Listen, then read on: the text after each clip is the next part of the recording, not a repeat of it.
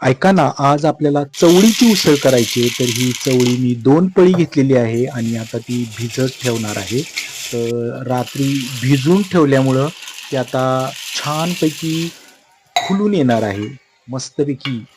तर चला, चवळीची उसळ बनवायची. आता ही भिजलेली आहे. ह्याला जरा पाण्याला घाण वास मारतो, त्यामुळे हे पाणी काढून टाकायचंय. स्वच्छ धुवून नवीन ताजं पाणी घ्यायचं आहे. आता हे पाणी मी त्या पातेल्यात घेतलेलं आहे आणि आता जरा शिजवत ठेवतो. अर्धी कच्ची शिजवून घेतो थोडीशी. चला आता फोडणीची तयारी करूया. आता हे कसं चेक करायचं, तर एका बाजूला प्लेटमध्ये घेऊन जरा दाबून बघायचं. दबली गेली की शिजली अशी समजायची.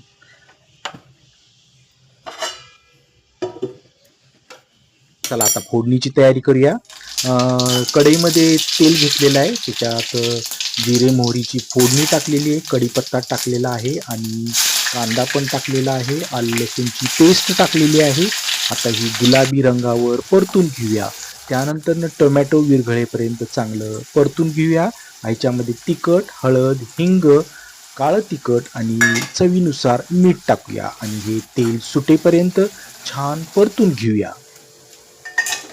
आता हे परतलेलं आहे. आता ह्याच्यामध्ये ही चवळीची उसळ घालूया आणि एक जीव चांगलं शिजवून घेऊया 10-15 मिनिटं, जेणेकरून त्याच्यामध्ये ते उतरलं पाहिजे.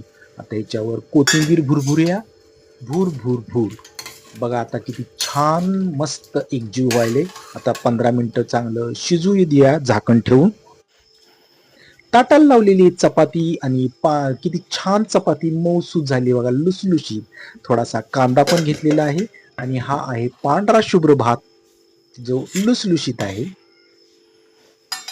तर चला आता चवळीची उसळ कशी झाली आहे बघूया. छानच झाली असणार, मी बनवली आहे पहिल्यांदा म्हणल्यावर. वाव, काय कलर आलाय, मस्तच झाली की नाही ढाबा स्टाईल. चवळीची उसळ बघून माझ्या पोटाला आग पडलेली आहे. चला, मला प्रचंड भूक लागलेली आहे आणि आता मी जेवायला घेत आहे. बघा छान झाली ना. मला कमेंट करून सांगा की ही चवळीची उसळ कशी झाली, बरोबर की चूक. चुकला असेल तर त्यात काय ऍड करायला पाहिजे ते पण तुम्ही मला कमेंटमध्ये सांगा. तुमचे कमेंट फार महत्वाचे आहेत. तुम्ही महत्वाचे आहेत, त्यामुळं कमेंट सुद्धा महत्वाचे आहेत. थँक्यू. चला जेऊया.